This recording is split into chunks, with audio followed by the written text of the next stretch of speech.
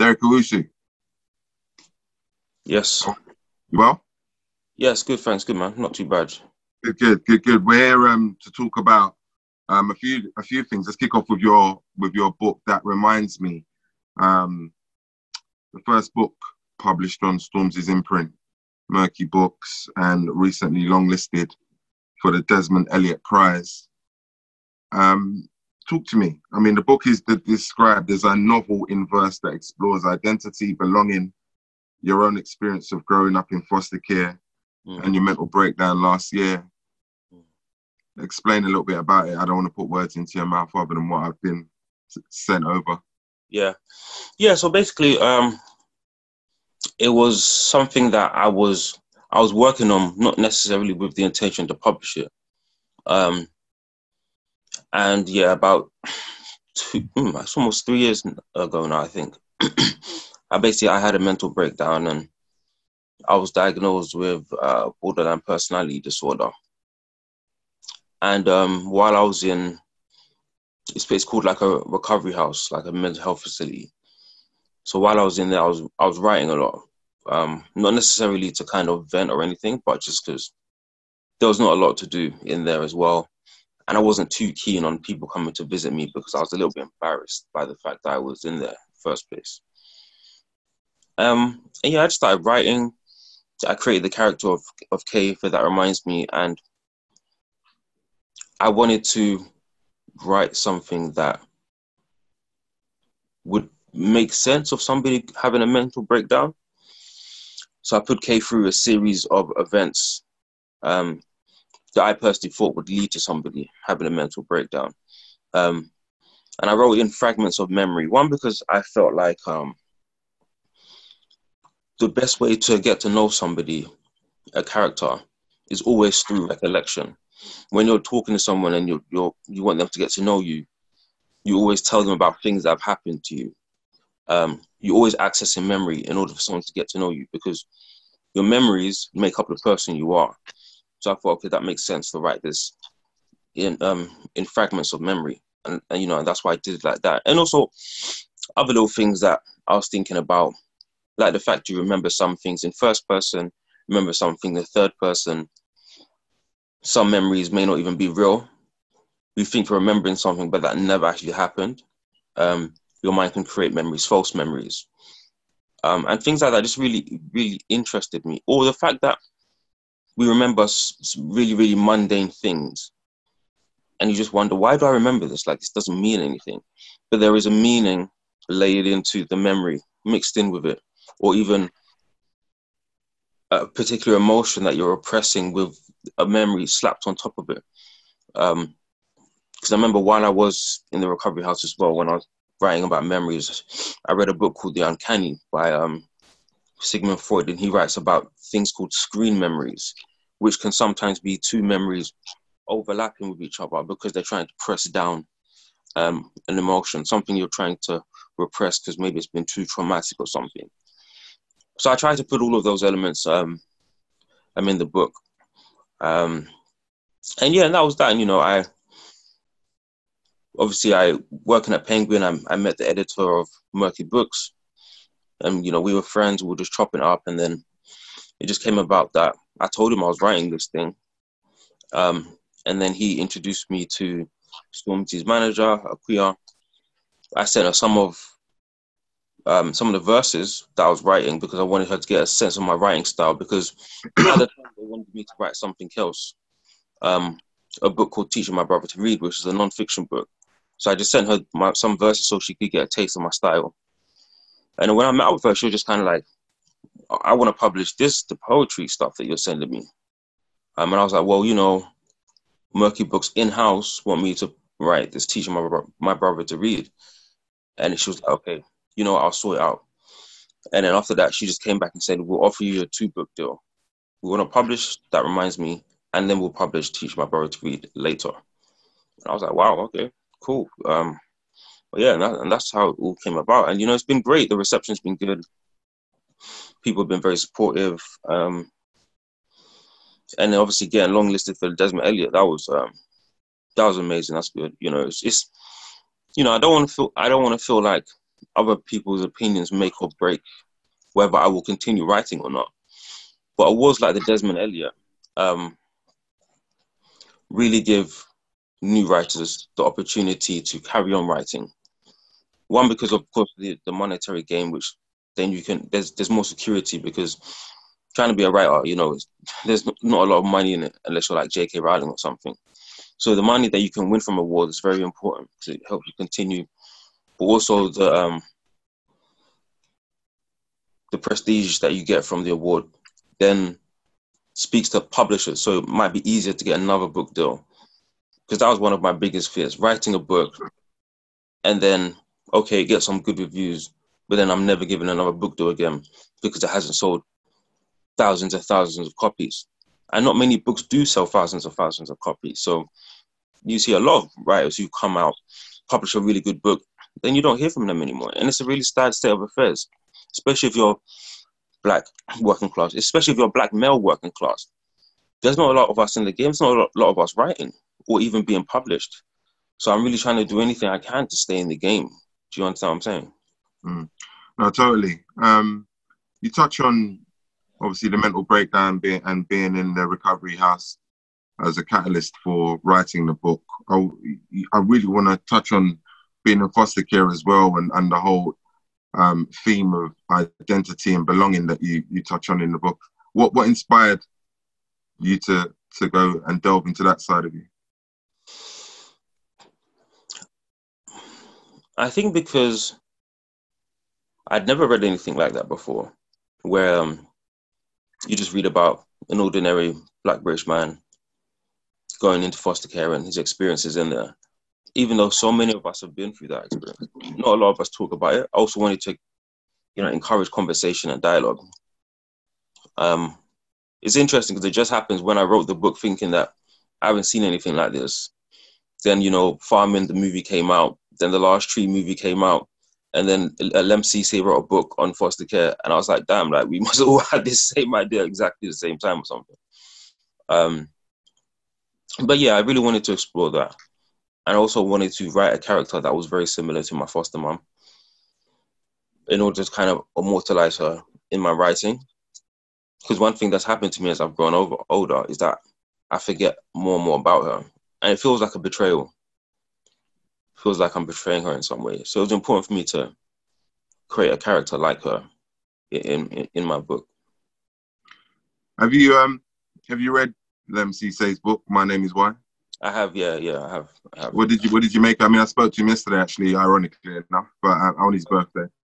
What did you make of, not comparing the experience, but just maybe how he was able to relay his and the lengths he went to getting all the information?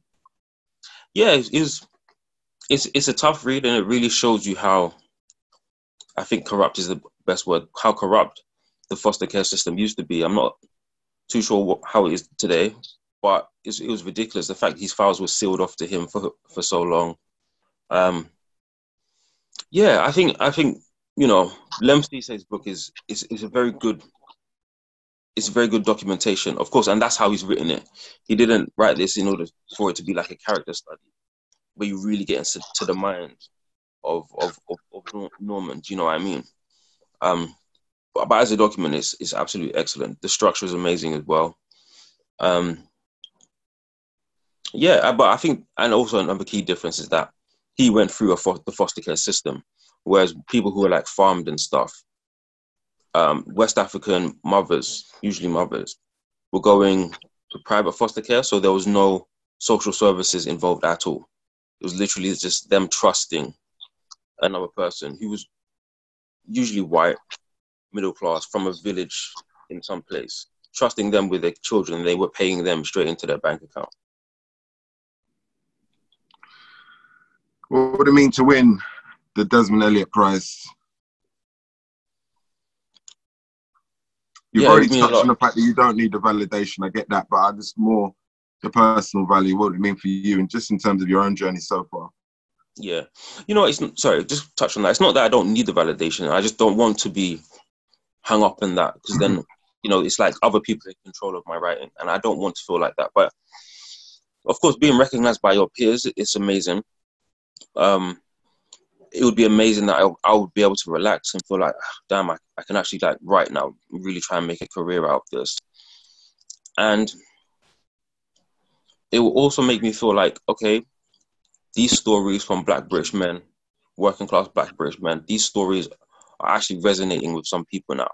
People might actually start to care about what's going on in Tottenham. Do you know what I mean?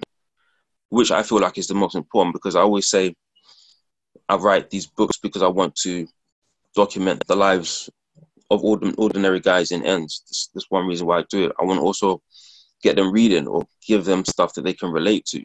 You know, one thing that really struck me once is I went to a talk with Corte Newland, who he wrote The Scholar.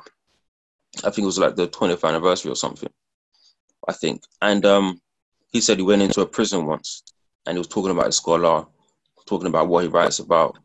And he said afterwards, one of the prisoners came up to him and said, please don't stop writing about us. And when he said that, I was like, whoa, man. Do you know what I mean? And the industry is really biased when it comes to books like that. I mean, I feel like the industry done an author called Robin Travis. I feel like they've done him dirty. I feel like the book, he's written 2 amazing books, important books that need to be read, need to be listened to. And I feel like the industry didn't pay much attention to him. I feel like that's a tragedy. Do you know what I mean? So if I won the Desmond Elliott, I would feel like, okay, maybe this is progress, you know. But it's tough though, because all the books on the long list are amazing. You know, when I saw the long list, I was sweating. I was like, damn, man, they've got me up against some serious writers. Like, do you know what I mean? But you're in the mix of them. How old are you, Derek? I'm 32. Where did you grow up? And tell me about Derek Owusu as a young man. Talk to me specifically about coming through secondary school and that phase where you're finding your own identity and really determining the man that you are and you're going to be. So as you know, I grew up in foster care from 0 to 7. Then I moved to Broadwater Farm.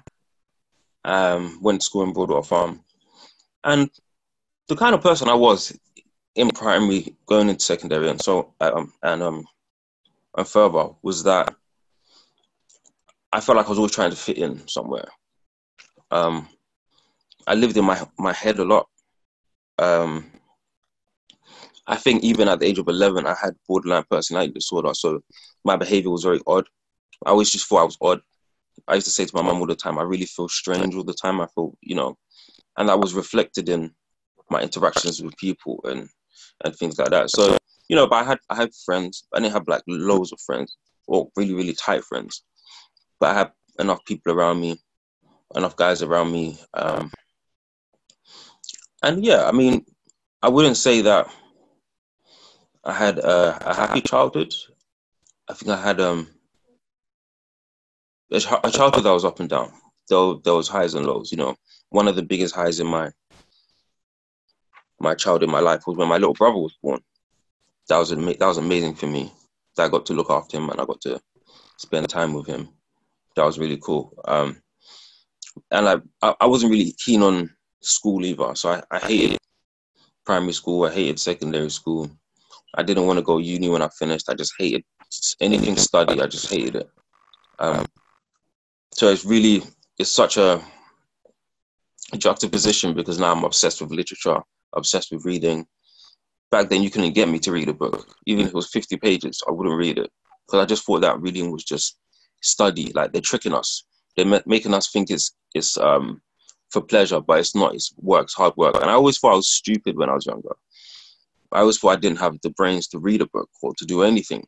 And that was obviously reinforced by teachers as well. I didn't have the best teachers. I had teachers who would mock me, insult my handwriting, you know, say that, you know, I'm not that whole story where, you know, oh, my teacher said I'll never amount to nothing. They never said anything like that to me. But they didn't try and help me. Do you know what I mean? They didn't. I think one of the failings of a lot of schools is that teachers pay more attention to the students who are already doing well, rather than focusing their attention on the ones that need a lot more help. And that was the case for me. So yeah, you know, and obviously I discovered literature and everything changed. My eyes opened up. Everything changed. Everything became a lot more meaningful, to the point where I would question meaning a lot more. And I think it's that questioning of meaning and stuff like that that was, you know, the building blocks for my mental collapse, really, actually. Mental Health Awareness Week, I guess, with that narrative being your background story, or part of your background story at the least, you'd have a greater insight into maybe some of the solutions that could surround the way that mental health is treated in, let's just say, Black community. I don't want to call it BAME community. I want to speak specifically about the Black community. So if you had a magic wand, Derek, and could wave it over that whole space, what would be some of the things that you would affect change? I mean, the obvious ones, the cliches, like I would try and get young men to open up more. Again, that's another thing that I hope to do, if that reminds me, to get young Black men speaking about mental health a lot more. I would want people to understand that there are mental health disorders beyond depression, anxiety, and things like that. The ones that are, I guess, easier to deal with. Do you know what I mean? I would also like to see people look at mental health the same way they look at physical health, in terms that if somebody is suffering from a mental health issue and they are suicidal, they're on the brink of death the same way someone who had a physical ailment that was making them closer to physical death. Because at the end of the day, they both could die because of something that is out of their control, because of a health issue that's out of their control. But people don't tend to see it like that, which I think is quite dangerous, because then they don't take it seriously. Then somebody does commit suicide, and then everybody mourns for a little while, or says, oh, I should have done something, I should have reached out, I should have this, that, and the other. But if they were thinking about the mental health issue the way they think about physical issues, I think they would have helped more. So I think that that's really important to do. And I also think it's important that people don't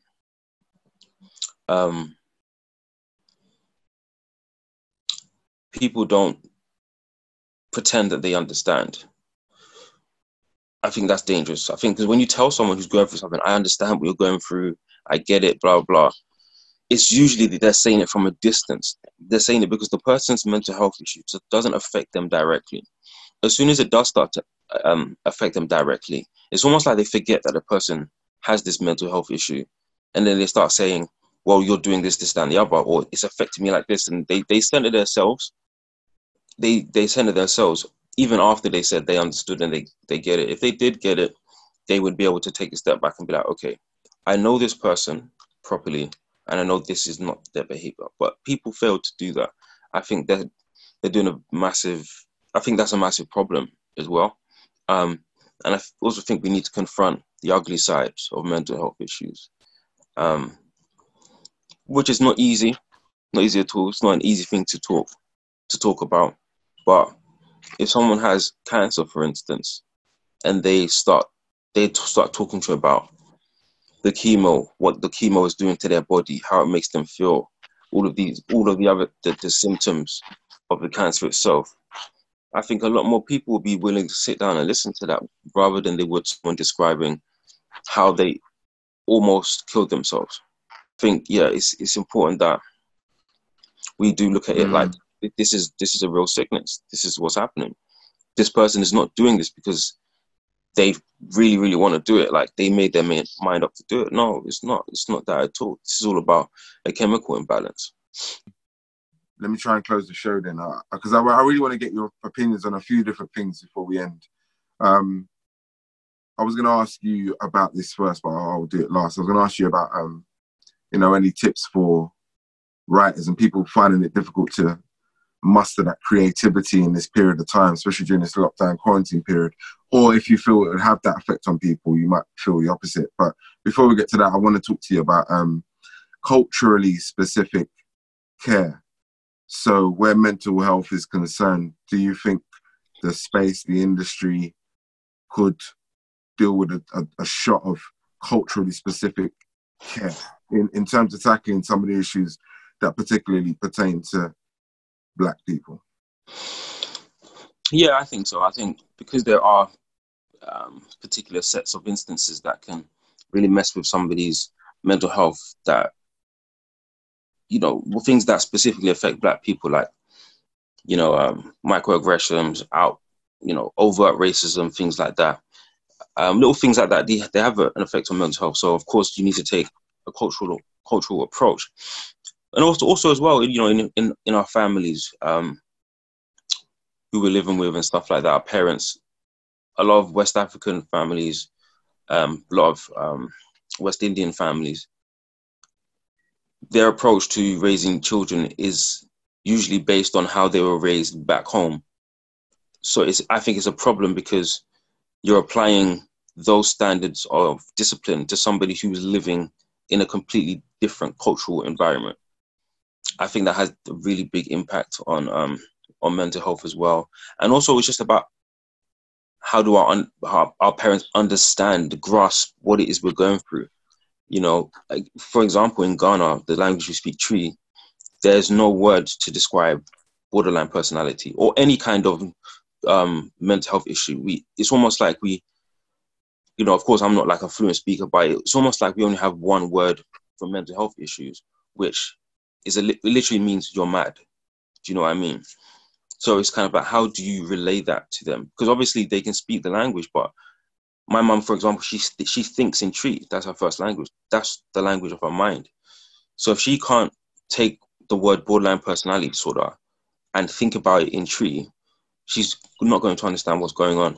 You know, so I actually had the NHS actually sent a Ghanaian doctor to my house to speak to my mum in Tree to try and explain what it is that I'm going through. So things like that, that culturally specific, absolutely, you know. And again, the whole shame thing as well, you know, in the Black community, I find is really troubling. You know, everybody's ashamed to talk about mental health, or, you know, they don't want to say that they were in a mental health facility. Do you know what I mean? When you see, for example, I saw one of my friends and I was like, oh, how's this guy? And he was like, oh, he's going to St. Anne Hospital, but don't talk about it. Don't show no one though. Do you know what I mean? Because it's just kind of like, let him go there, do his thing, come out, we'll just never discuss it. I think that's a problem. I think that's definitely a problem. So again, yeah, that's another culturally specific thing when it comes to mental health.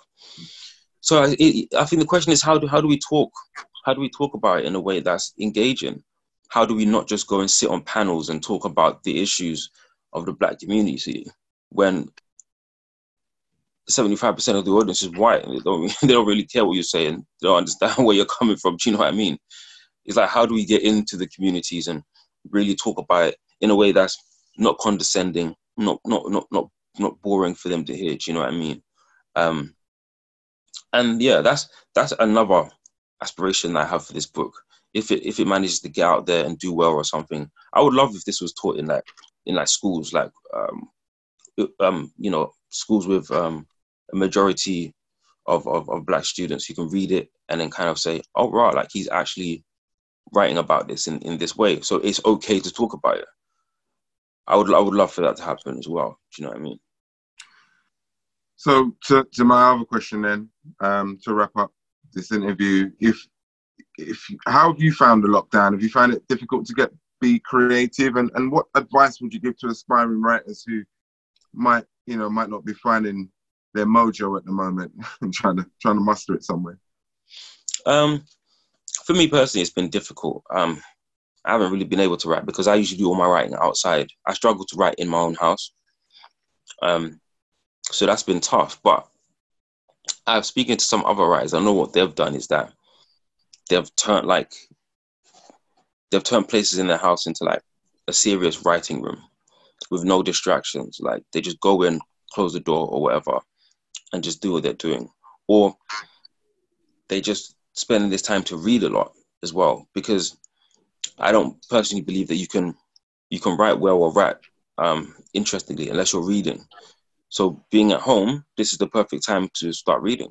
And before you know it, you might read a paragraph or a sentence, and then boom, an idea comes to you, close the book, and then you get to work. So that's one thing that I think that would help during lockdown. what else? I mean, and conversations as well. Now that we're inside, we can just talk to loads of different people. Do you know what I mean? I'm finding myself talking to people I haven't spoken to in years. Do you understand? And conversation is always the best place to find inspiration. So I think if people would start doing that a lot more, engaging, talk to someone you haven't spoken to for time. How have you been? Tell me about what's happened in the past 2 years. This will give you inspiration. This will give you material to write. Not what they're telling you, you put it down on paper. But I mean, in terms of like the way the conversation flows, or a little thing that mentioned that you could just take and blow up and fictionalize.